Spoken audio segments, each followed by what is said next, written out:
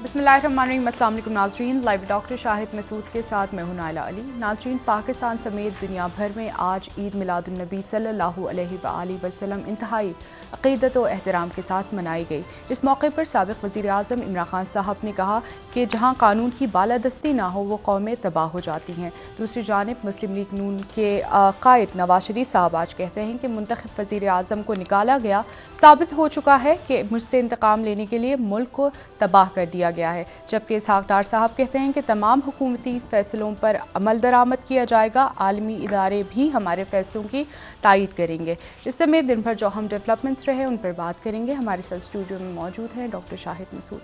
अस्सलाम वालेकुम डॉक्टर साहब।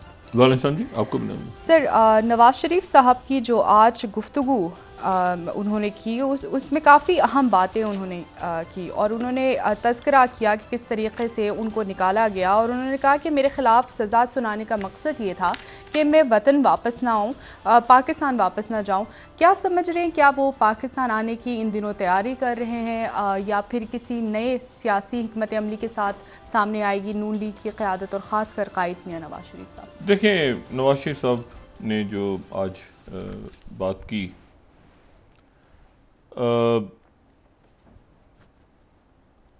जो तवक्को थी वो बात उन्होंने नहीं की जिसका इंतज़ार हम सब कर रहे थे जी। और वो बात अहम तरीन ये थी कि उनका फ्यूचर प्लान क्या है, मतलब उनकी फ्यूचर स्ट्रेटजी क्या है।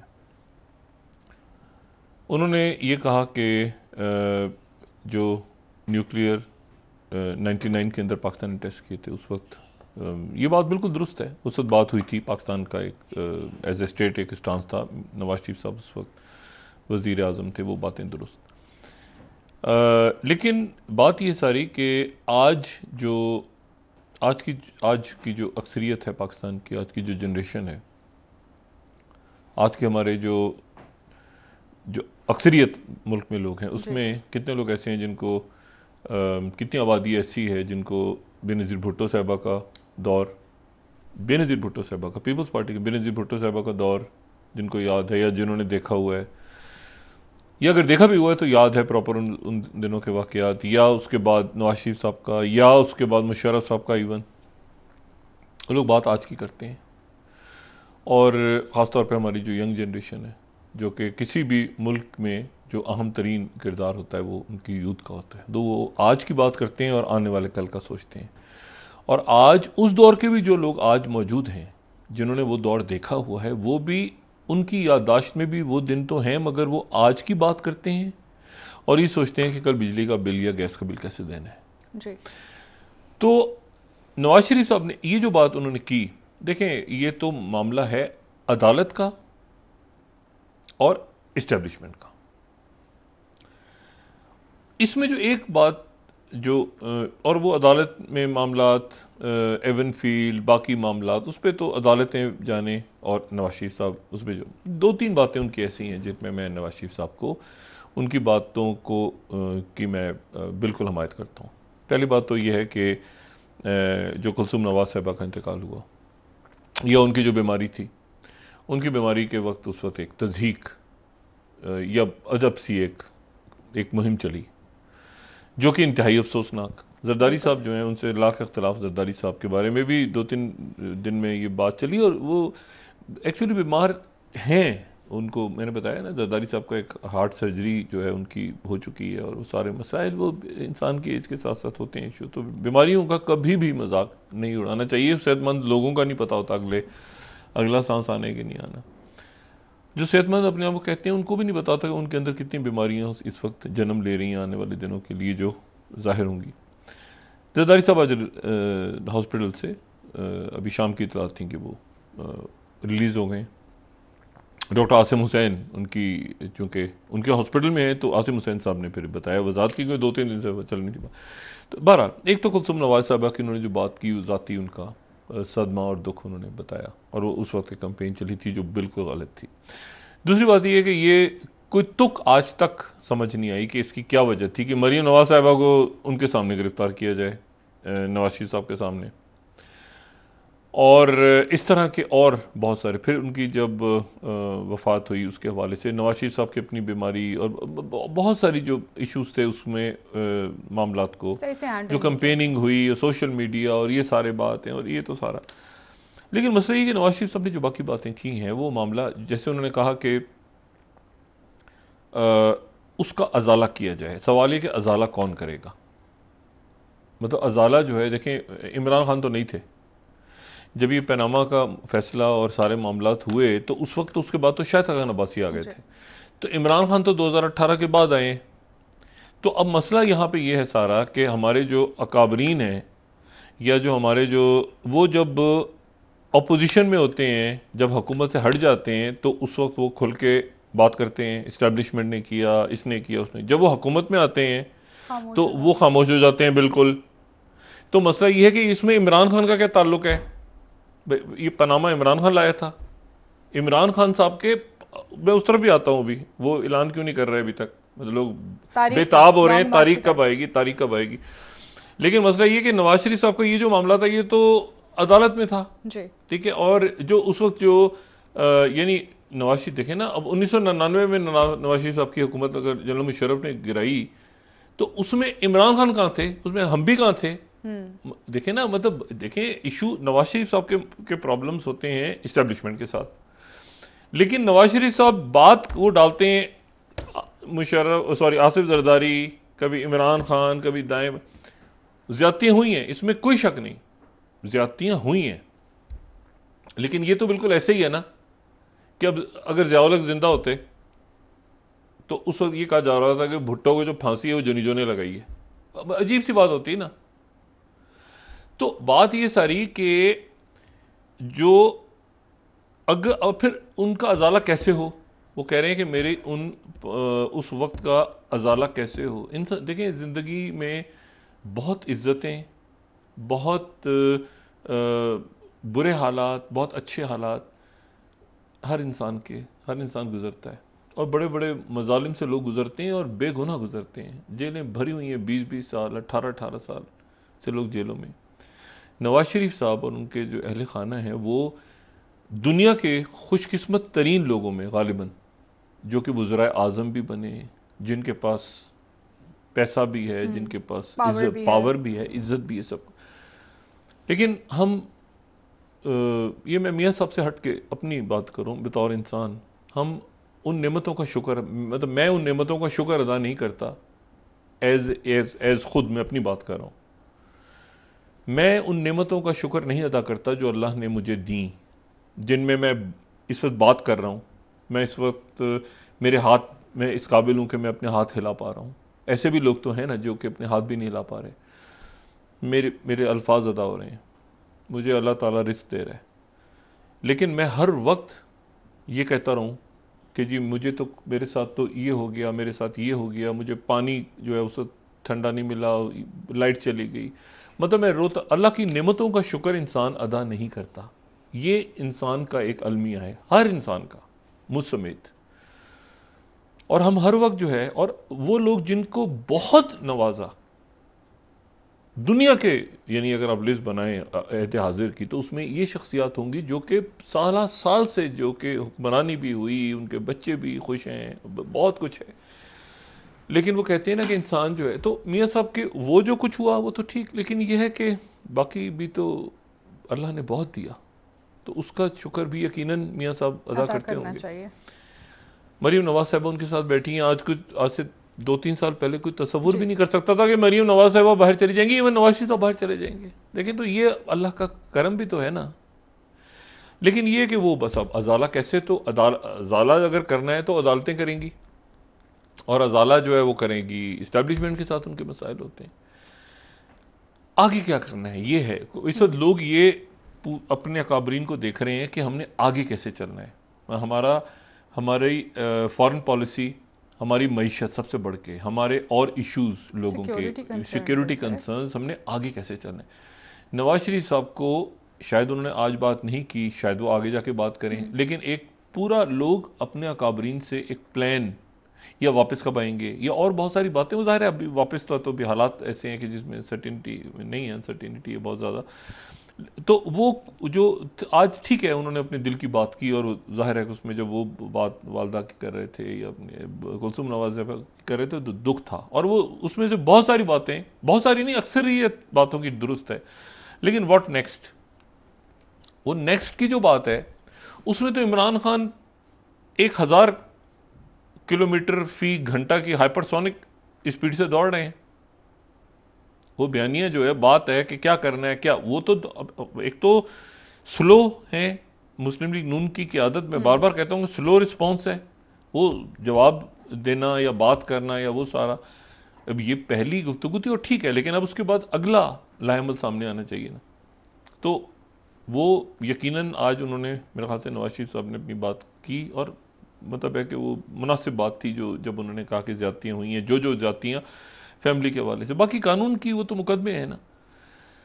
इशू ये है कि पॉलिटिकल मैदान में तो इमरान खान है सामने जी। अच्छा, अब इमरान खान तो वहां से जो तवक्को थी कि ऐलान होगा या कोई बात ऐसी होगी जिसमें बहुत ज्यादा, तो वो नहीं हुई, शायद आज होनी भी नहीं थी।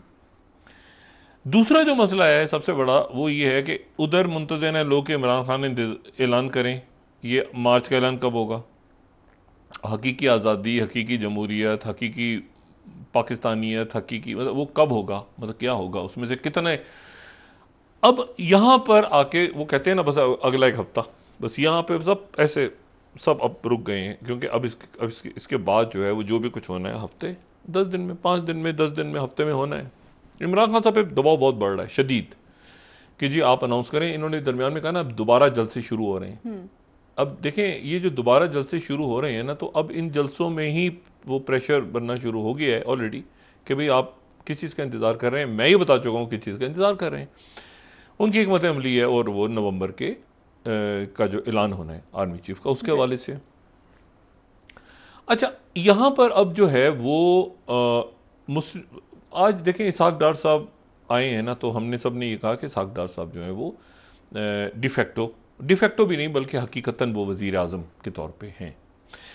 लेकिन इशू ये है कि हुकूमत की हिकमत अमली देखें ना, अभी तक चीजें धुंध है, धुंध छाई हुई है। इतना सब कह रहे हैं कि कुछ होने वाला है, वो क्या होने वाला है बस वो अभी किसी को नहीं पता।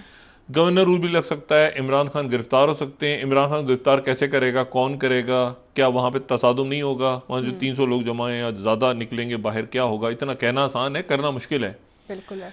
अच्छा, उसके बाद जो है ना वो कैसे उसकी क्या इमरान खान ईवान सदर वाला जो एक फॉर्मूला है वो चले जाएंगे। फिर एक और बात हो रही है, वो बात ये हो रही है कि जी वो अगर समरी जाएगी तो क्या सदर उसको रोकेंगे, क्या सदर रोक सकते हैं, 21 दिन तक रोक सकते हैं। मतलब यहां पर बेशुमार इस वक्त जो है ना वो बातें आईनी कानूनी, और यानी अगर आइन से हट गए तो फिर तो छोड़ देना, वो तो फिर तो फिर तो जो कुछ होना है वो तो फिर हो, अल्लाह ना करे वो। लेकिन आइन में रहते हुए बहुत सारी चीजें कि जी अच्छा वो 21 दिन रोकी जा सकती है, नहीं 70 दिन रोकी जा सकती है, सदर रोकेंगे नहीं रोकेंगे, फौरन करेंगे क्या करेंगे, शहबाज शरीफ कब ऐलान करेंगे, क्या वक्त पे होगा, वक्त से पहले हो जाएगा। और ना उधर इमरान खान साहब के अंदर आसपास लोग किसी एक जगह मौजूद हैं। मैंने कल आपसे बात की कि आरिफ अलवी साहब और फैसल वाडा साहब आमने सामने, यानी ये अब देखें ना एक अजीब सूरत हाल है। शाह महमूद कुरैशी साहब कुछ और सोचते हैं, असद उमर, ये पार्टी के अंदर ग्रुपिंग तो अलग है ना, ये ग्रुपिंग नहीं है। इमरान खान से सब मुत्तफिक हैं इस वक्त, जो इमरान खान बात कर रहे हैं उसमें सब, लेकिन आरा अलग अलग हैं सबकी कि ऐसे होना चाहिए, ऐसे होना चाहिए, ऐसे होना। अब देखिए ना अभी हामिद खान और फवाद चौधरी साहब का मामला अदालत में खुल के आ गया था सामने, ये और भी है, या जहांगीर तरीन साहब का बाद में खुला। हम बहुत पहले कहते रहे जहांगीर तरीन साहब और शाह महमूद कुरैशी का पट्टा चल रहा है।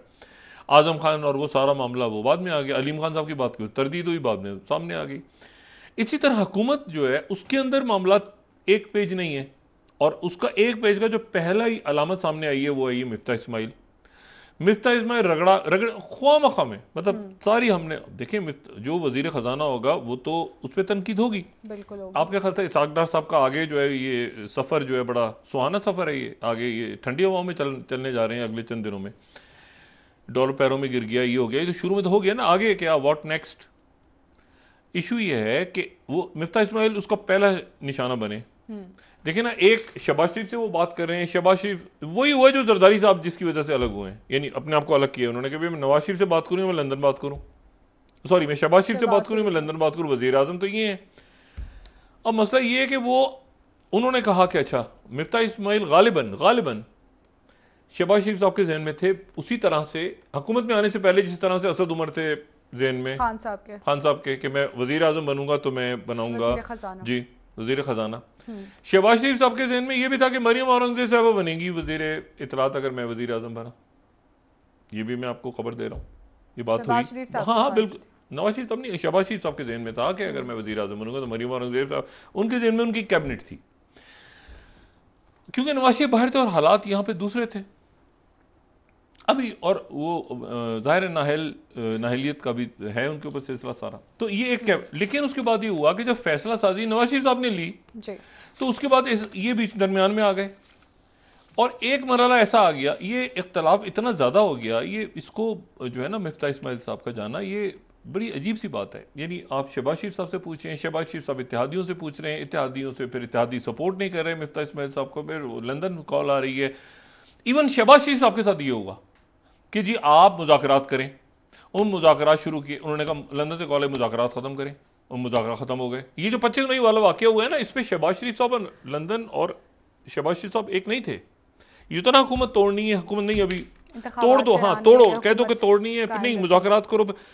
तो नवाज शरीफ साहब वहां बैठ के सूरत हाल को किसी और तरह देख रहे हैं। फिर उन्होंने इसहाक डार, जब इतना मामला उन्होंने कहा तुम जाओ पाकिस्तान जाके खुद देखो ग्राउंड पे, तो इसहाक डार साहब आ गए। एक मरहला इतना ऐसा आ गया, एक मरहला ऐसा आ गया दरमियान में कि शहबाज शरीफ साहब ने कहा कि मैं छोड़ के जा रहा हूं। वो जो हुआ था ना इजलास में, नवाज शरीफ साहब उठ के चले गए थे, दरमियान में खबर आई थी कि वो उठ के चले गए कीमतें बढ़ने पे। मसला ये कि कीमतें बढ़नी है, नवाज शरीफ साहब कह रहे हैं नहीं बढ़नी।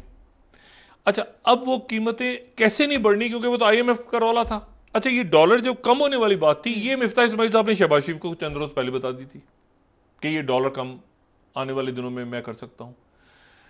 इशू ये सारा इस मामले को अब यहां पर आके ये मामला हुकूमत ने देखना है और इत्तेहादियों ने देखना है। इत्तेहादी एक तरफ खड़े हैं, बिल्कुल एक तरफ खड़े हैं, क्योंकि मुस्लिम लीग नून की हुकूमत है अल्टीमेटली। लेकिन ANP साथ ये जो है वो मतलब वो एक तरफ खड़े। जो इमरान खान साहब हैं वो किसी पर एतमाद नहीं करे। वो मैंने कह रहे हैं कि मैंने किसी को नहीं बताया अभी तक कि मैंने क्या करना है। फैसल वाडा साहब अपनी जगह कुछ सोच रहे हैं, फवाद चौधरी साहब का अपना एक नुक्ता नजर है, जमहूरी पार्टियों में होता है। लेकिन असल बात यह है कि क्या इस्लामाबाद लॉन्ग मार्च करना है कि नहीं करना। वो इमरान खान साहब किसी चीज का इंतजार कर रहे हैं। जो मेरे ख्याल के मुताबिक ये है, जो मैं पहले भी बात कर चुका हूं बहुत पहले, कि वहां पे ऐलान होगा नवंबर के हवाले से, तो इमरान खान साहब यहां से कॉल देंगे जहां पर भी होंगे और वो कहेंगे कि मैं जो हूं वो इस ऐलान को मैं नहीं होने दे रहा। अच्छा हुकूमत मुकम्मल तौर पे ये मैं, अच्छा हुकूमत की जब मैं बात करूं ना, तो ये तो आपस में जो हर पार्टी में चलता रहता है, टुक टुक टुक टुक चलती रहती है कि शायद खान अब्बासी साहब का ये नुक्ता नजर है जमहूरी पार्टी उसे हटके। लेकिन बतौर ये जो हुकूमत है पूरी, ये इस बात पर ये तय कर चुके हैं कि हर हाल में, ठीक है, हर हाल में हमने अपनी इस हुकूमत की रिट को ऐसे नहीं इमरान खान के हाथों कि इमरान खान आए और हम चले गए। इस पे सब मुत्तफिक हैं, चाहे वो नवाज शरीफ हो, चाहे शहबाज शरीफ हो, चाहे वो राना सनाउल्लाह। अच्छा कल का जो मैंने बात की ना कि आर्मी चीफ की जो कल की बात थी, कल उनकी बात थी कि हम सियासी अदम इस्तेकाम पैदा नहीं होने देंगे। सियासी अदम इस्तेकाम तो है नहीं, वो तो है भाई, सियासी अदम इस्तेकाम। क्या वो इशारा दे रहे थे कि अगर उन्होंने उनका ये था कि देखिए उनका ये था कि यहां पर किसी जत्थे या मतलब किसी जत्थे को हम सियासी पार्टी जत्था, कोई मुल्क, कोई ग्रुप, इसको उन्होंने, मैंने आपसे कहा ना ये फिर 6 और 9 है, इसको ऑपोजिशन किसी यानी इमरान खान साहब किसी और तरह देख रहे हैं, वो किसी और तरह देख रहे हैं। अच्छा तो यहां पर जो है वो देखिए इमरान खान साहब जो हैं वो कह चुके हैं कि मैंने नवंबर में, मैंने पूछा अभी बात मेरी हुई, बहुत से लोगों से बात हुई जो हुकूमत में भी हैं और PTI में भी हैं। मैंने उनसे पूछा कि ये बताएं कि क्या इस मौके पे इमरान खान साहब पॉलिटिकली अफोर्ड कर सकते हैं। उन्होंने कहा सवाल ही पैदा नहीं होता। मतलब इमरान खान इसको, इमरान खान साहब ने 25 मई को ये कहा था कि मैं 31 मई को दोबारा आ रहा हूं। अब 31 मई से लेके ये आ गया है अक्टूबर, और अक्टूबर के अंदर जो है वो ये डू और डाई दिन है ना। अब गवर्नर रूल लगता है वहां पे, अगर देखिए ना उनके पास ऑप्शन ये है कि पंजाब पुलिस को हम फुल एंड पार करने के लिए, जो मैंने आपसे कहा था कि वो सिंध ऑपरेशन फार्मूला कि मरकज होगा, हुकूमत पीपल्स पार्टी की थी, यहां पे चौधरी निसार साहब मौजूद थे, नून की हुकूमत थी, इत्तेहादी पीपल्स पार्टी साथ थी, ऑपरेशन शुरू हो गया। इसालकार साहब इवन एमकेएम को कैबिनेट में ला रहे थे जब ये ऑपरेशन स्टार्ट हुआ।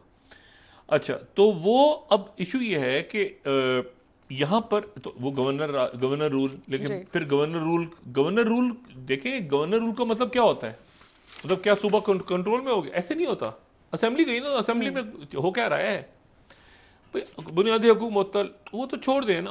वो अगर गवर्नर रूल लगता है और उसके बावजूद इमरान खान सड़कों पे आ जाते हैं जी, तो जिसके कभी इम्कान आता है, वो तो इमरान हो, मतलब क्या गवर्नर रूल लग गया तो इमरान खान सड़कों घर में बैठ जाएंगे क्या?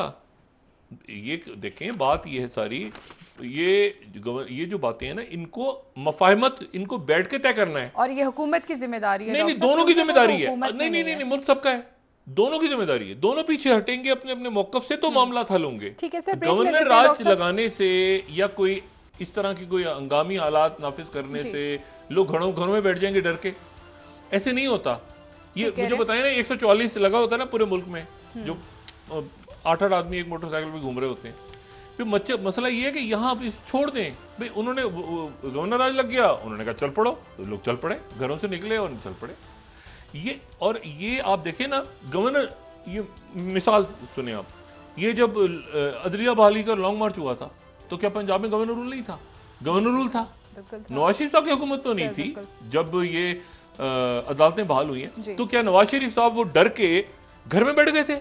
बल्कि तहरीक और मजबूत हो गई थी कि गवर्नर। बिल्कुल सर, ये मामलात इस तरह के कायदे, कवानीन, ऐलानात से, अब ये जैसे वीडियो ये आ रही हैं, ऑडियो लीक्स, जो मुस्लिम लीग नून में लोग हैं, जो पहले मैं कह चुका हूं, वो मुस्लिम लीग नून में है, जो पीटीआई में है उन पर कोई असर नहीं हो रहा, बिल्कुल नहीं। वरना तो जस्टिस कयूम की टेप आने के बाद मुस्लिम लीग नून में कोई भी नहीं होता, वो तो और पावरफुल हो गए थे नवाज शरीफ के बाद। इमरान खान इससे और पावरफुल होंगे। जी जी, ठीक है डॉक्टर साहब, ब्रेक ले लेते हैं। डॉक्टर साहब वापस आके आपसे मजीद बात करेंगे। किसी और तरह से इस बहरान को हल करना होगा। ठीक हो गया सर। नाजरीन, एक ब्रेक ले लेते हैं हमारे, जो कि मेरे पास है, लेकिन मैं वापस आके जानेंगे सर उस पर।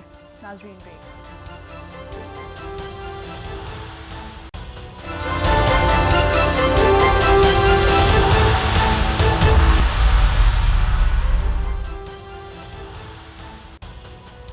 वेलकम बैक नाजरीन। जी डॉक्टर साहब, नवाज शरीफ साहब ने आज मरियम नवाज साहिबा की जो पेशियों के दौरान जो वाकयात हुए, जिनका तस्करा उन्होंने भी किया, उस हवाले से भी बात की, और उन्होंने ये भी कहा कि जिन जजेस ने नाइंसाफियां की उनसे भी हिसाब लिया जाएगा। तो लें, तो इसमें हम कहां से आ गए? मैं वही तो बात कर रहा हूं ना कि वो जो भी शिकायत हैं, देखिए उन शिकायत में कुछ शिकायत ऐसी हैं जो कि इमरान खान साहब से वाबस्ता हैं। मिसाल के तौर पर इमरान खान साहब जो है, उनको शायद उस वक्त नोटिस लेना चाहिए था जब मरीम नवाज साहिबा की गिरफ्तारी हुई नवाज शरीफ साहब के सामने, या जब ये कैंपेन चल रही थी। लेकिन उस वक्त बात वो है कि ये जो कैंपेन हो रही थी, ये जब देखें, इमरान खान साहब बाद में आए हैं पावर में, वो जो मैं वही बात कह रहा हूँ ना, कुछ इमरान खान साहब से बात हो सकती है, इमरान खान साहब अपनी तकारीर में तनकीद करते हैं, वो तो तनकीद करनी है उन्होंने, वो भी करते हैं, ये भी करते हैं।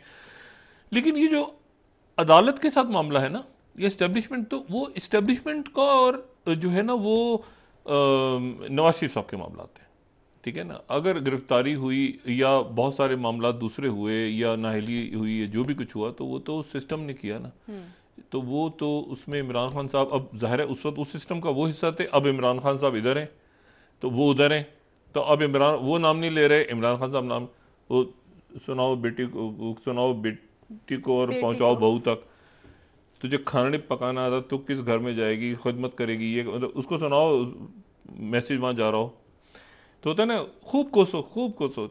अच्छा, तो वही वाली सूरत हाल है, वो नाम नहीं ले रहे, अब वो उधर से वो नाम नहीं ले रहे, वो नाम ले रहे हैं, पहले वो ले रहे, तो ये एक जो है ना ऐसे ही है बस। लेकिन इसमें ऐसे ही है बस, ये हो नहीं पा रहा क्योंकि वो जो अब सब उस जगह खड़े हो गए हैं ना आके, कि जहां पर इमरान खान साहब ने तारीख देनी है, और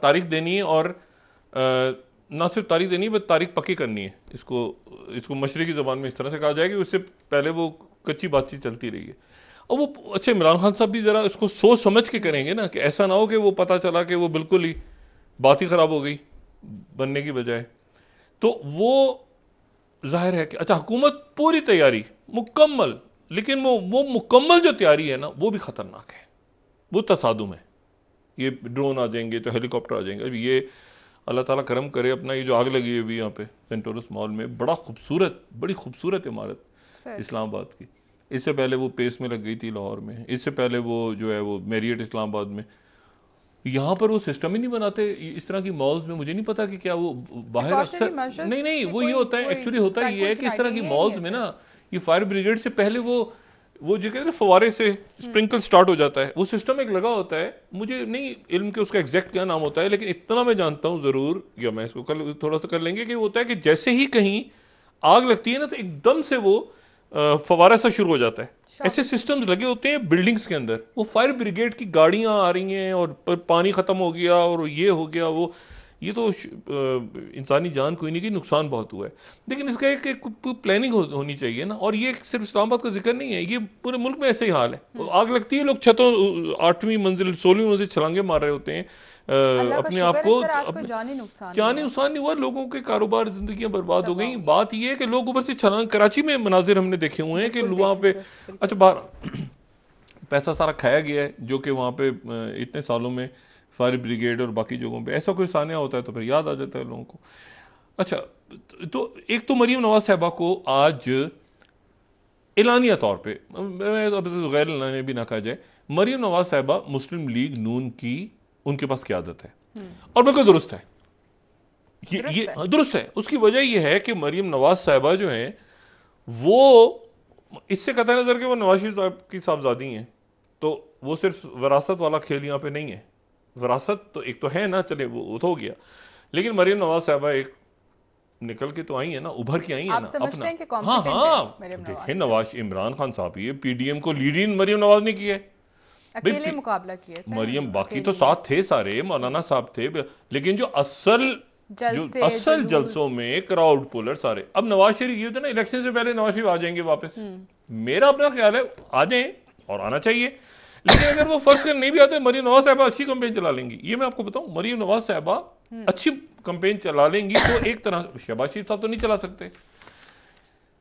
तो पार्टी भी उनके पास है और पार्टी के जो फैसले हैं वो भी नवाज शरीफ साहब और मरीम नवाज साहबा के पास है। 7वां मिसाइल दाग दिया जनाब नॉर्थ कोरिया ने। अच्छा। नॉर्थ कोरिया ने 7वां मिसाइल दाग दिया और अब इस वक्त समझ नहीं आ रही कि ये अब अमेरिका क्या करेगा और साउथ कोरिया क्या करेगा, क्योंकि ये जो मैंने बताया ना, इसकी ज्योग्राफी ऐसी है नॉर्थ कोरिया की कि इसका बॉर्डर जो है वो लगता है साउथ कोरिया के साथ और इधर है जापान। तो यहां से इन्होंने मिसाइल जब दागते हैं तो जापान भी लरस जाता है और नॉर्थ कोरिया भी लरस जाता है। वो मिसाइल फिर दागा, वो जाके, अब वो कहते हैं कि in waters between Japan and North Korea, वो इस तरह से मीडिया रिपोर्ट करता है, लेकिन असल में तो वो आप देखें ना किसके तरह खौफनाक जगह है जापान। बिल्कुल अच्छा, पुरानी यादें हैं, वो जापान जिन्होंने कब्जा किया था कोरिया पे। कोरिया देखें ना, हिस्ट्री आपको हॉन्ट करती है ना, कब्जा किया वो, अगर वो ना न्यूक्लियर गिरते तो जापान तो जीत गया था जंग। तो वो नॉर्थ कोरिया वहां पर, जापान और साउथ कोरिया भी उधर हिलता है पीछे। अच्छा, अब इशू ये है कि उन्होंने फिर मिसाइल चला दिए और अगले चंद दिनों में गुमान है पूरी दुनिया में कि शायद वो न्यूक्लियर टेस्ट भी करें दोबारा। अच्छा। न्यूक्लियर टेस्ट दोबारा करें नॉर्थ कोरिया। उसके बाद जो इलॉन मस्क हैं, ये 2-3 बातें ऐसी हैं जो बड़ी, इलॉन मस्क हम सब जानते हैं, ये जो ट्विटर खरीदना था, दुनिया के अमीर तरीन शख्स जो कि सैटेलाइट प्रोवाइड भी कर रहे हैं और ये जनाब आर्टिफिशियल इंटेलिजेंस और अमीर तरीन लोग बड़े बड़े, अब वो जियो पॉलिटिक्स में आ गए। अब वो आ गए जियो पॉलिटिक्स में और वो कोई कसिंजर टाइप पर्सनैलिटी बन के उभर रहे हैं। उन्होंने चंद रोज पहले ये मशवरा दिया कि उन्होंने पोल करवा लिया ट्विटर पे और सोशल मीडिया पे कि जंग खत्म करने के लिए क्या मैं कोई किरदार अदा करूं। और वो किरदार क्या था कि क्रीमिया जो है, जो कि जिसको यूक्रेन अपना हिस्सा कहता है, उन्होंने कहा जिसके दरमियान ये पुल तबाह हुआ है क्रीमिया और रशिया के दरमियान, उन्हें क्रीमिया को एक रेफरेंडम करवा लेना चाहिए और फिर अगर रशिया ने लेना है तो ले ले रशिया। यूक्रेन का बड़ा सख्त रद्द-ए-अमल है कि 1 मिनट भाईजान, ये आप क्या मतलब हमारे हिस्से को सरकारी तौर पे, जो कि असल में रूस का हिस्सा बन चुका हुआ है, लेकिन आप उसको ये कह रहे हैं कि वो मुकम्मल तौर पे दुनिया तस्लीम कर ले कि क्रीमिया उसका हिस्सा है। बड़ा अब जनाब क्या हुआ कि एलन मस्क साहब दोबारा तलब हुए। उन्होंने फाइनेंशियल टाइम्स को इंटरव्यू दिया और उस इंटरव्यू में उन्होंने कहा कि जो ताइवान है, ताइवान का हल पेश किया उन्होंने। अच्छा। उन्होंने कहा ताइवान जो है, ताइवान को ऐसा है कि चाइना एक डीमिलिटराइज जोन का उसको एक है, उसकी एक हैसियत दे दे, और ताइवान का कुछ हिस्सा जो है वो चीन के पास चले जाना चाहिए, ताइवान का कुछ हिस्सा चाइना के पास चले जाना चाहिए। अच्छा, उसके बाद ये हुआ कि और इसको हांगकांग की तरह का लंबा चौड़ा। अच्छा, उसमें अब इशू ये है सारा कि गार्डियन इसको इस तरह कह रहा है, फोर्स रेफरेंस दे पढ़ना, बड़ी इंटरेस्टिंग स्टोरी है कि इलॉन मस्क आ रहे हैं जियो पॉलिटिक्स में। Elon Musk suggest Taiwan a special administrative zone similar to Hong Kong. अच्छा, उसके ऊपर जो है वो, अच्छा, स्काई न्यूज कह रहा है Elon Musk proposes China Taiwan solution after his Russia Ukraine peace plan. उसके ऊपर जो है वो यहां पर चाइना ने भी इसके ऊपर कहा कि नहीं, ये तो पूरा ताइवान हमारा है। हाँ। लेकिन थोड़ा सा नरम नरम था। उन्होंने कहा कि ये ग्लोबल टाइम्स के थ्रू बात करते हैं चाहे, तो उन्होंने कहा कि ऐसा है कि हम जो है इसको स्पेशल एडमिनिस्ट्रेटिव जोन देंगे, इनको ज़्यादा खुद मुख्तारी दे सकते हैं। ग्लोबल टाइम्स में पूरा आर्टिकल आया हुआ है। लेकिन ताइवान की तरफ से शदीद रद्दमल आया, जो ताइपी न्यूज़ है कि भाई ये सातवां जो हमारी स्लाइड है कि जी ये मस्क कौन है, ये प्रपोजल देने वाले, ठीक है ना, कि हमारा एक हिस्सा चला जाए और ये और तो। अच्छा, इनके जो आर्टिकल्स हैं ना, ये ज़हन में रखें, जो इलॉन मस्क इनके जो ये लिख रहे हैं ना इन दिनों, वो जो मगरिब में सेंसर्ड है ना चाइना और रशिया का जो मीडिया, वहां इनके आर्टिकल छप रहे हैं। यानी कि अब इनके ओपिनियन की वैल्यू है, इनके ओपिनियन को रशिया में और चाइना में पसंद किया जा रहा है। ये प्रो रशिया और प्रो चाइना इनको शक की नजर से देखा है कि एक मिनट ये क्या हो गया बीच में। ये बंदा जो है ये तो ऐसे प्लान लेकर आ रहा है जो प्लान एक्चुअली प्रो रशिया और प्रो चाइना, जो हमारी पॉलिसी, जो बाइडेन एडमिनिस्ट्रेशन की पॉलिसी से मुताबिक, इवन यानी ताइवान वाले परेशान हो गए कि यार हमारा एक हिस्सा, तो मतलब वो एक सरकारी तौर पे तो उन्होंने इसकी वो की है। अच्छा, अब वक्फा लेने के बाद बात करते हैं, और बड़े इंटरेस्टिंग इवेंट्स हो रहे हैं, वो मसले का हल बताना था। अब वक्फे के बाद हाँ, ये जो बहरान है, वापस आके सर मैं जरा ये ताइवान और उनके मसले अभी तो हल कर रहा हूँ ना साथ साथ, आप जरा ये यहाँ का लोकल मसला। ठीक है, वापस आके आपसे जानते हैं। नाज़रीन, एक ब्रेक हमारे साथ।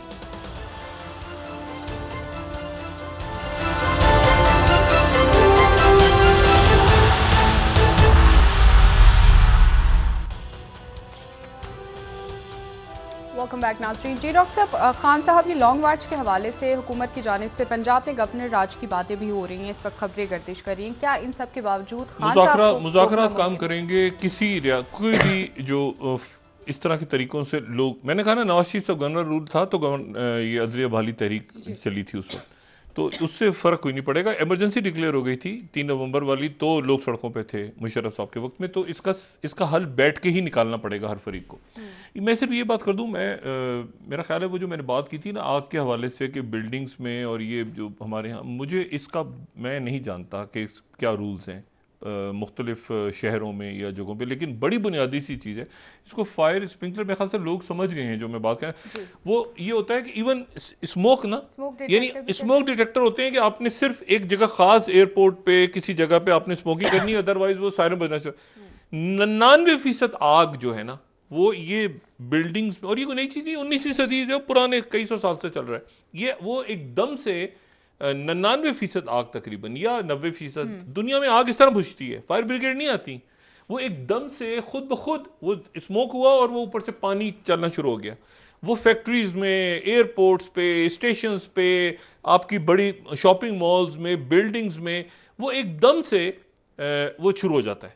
ठीक है, तो वो मुझे आज मैं जब देख रहा था ये आग के मनाजिर, तो मुझे ये नहीं नजर आया, ये होना चाहिए था। ठीक है, ये हर बिल्डिंग में होना चाहिए, और कराची, लाहौर, इस्लामाबाद, बाकी शहरों में, फैसलाबाद, बड़े बड़े मॉल्स बन रही हैं, बड़ी बड़ी हाउसिंग सोसाइटियां बन रही हैं, उसमें नहीं, इसको बुनियादी चीज, ये बड़ी बुनियादी चीज है। देखिए, आग किसी वजह से भी लगे, इसके एक मिनट वो जैसे धुआं आता है ना, वो एकदम से, और एक खास वो यानी स्मोक डिटेक्टर अलग है, फायर फौरन आग बुझती है। 99% फौरन से मतलब 99% केसेस में इस तरह आग बुझती है, फायर ब्रिगेड नहीं आते। तो ये मुझे नहीं पता, आज मुझे मंजर नजर नहीं आया इतने बड़े मॉल में, किन मॉल्स में है, किन में नहीं है, किन फैक्ट्रीज में है, कहां नहीं है, कहीं आग लगती है, वो 100 लोग जल के भस्म हो जाते हैं। तो इसका कोई हल निकाला जाए, और बिल्कुल लंबी चौड़ा हिसाब किताब भी नहीं होता, ये इसको पाबंदी कर दे हुकूमत, तो ये चीजें लगा लेंगे। जो ऐलान जो है, आपने एक अहम बात बतानी थी, वो अहम बात देखें, वो क्या थी आम बात? कि देखिए, मैं आपके तो पास सिर्फ एक राय मौजूद है, एक सोल्यूशन मौजूद है, एक सॉल्यूशन दोनों मौजूद है, जमातों मगर को वो देने इतना का। लंबा है कि इस वक्त मेरे ख्याल से प्रोग्राम का वक्त ठीक खत्म है हो रहा सर, है। कल मैं सिर्फ ये जानेंगे इस बात हवाले आपसे से। कह रहा हूं कि ये जो कमिंग वीक है, जी इस कमिंग वीक के अंदर गालिब इम्कान ये है कि इमरान खान साहब by the end of this week जी जी, वो ऐलान करेंगे, लॉन्ग मार्च की एक तारीख का। तारीख देंगे कि उस तारीख को लॉन्ग मार्च होना है। सही। मतलब हम उम्मीद कर सकते हैं, क्योंकि अक्टूबर खत्म हो रहा है। सर बिल्कुल, बहुत शुक्रिया डॉक्टर साहब, प्रोग्राम का वक्त भी खत्म हो रहा है। नाजरीन, कल इंशाल्लाह दोबारा आपसे मुलाकात होगी। मुझे नायला अली को इजाजत दीजिए। अल्लाह हाफ़िज़ जी। अपना दोस्तों रिश्तेदारों पर के लोगों का सब ख्याल रखिएगा। अल्लाह हाफ़िज़।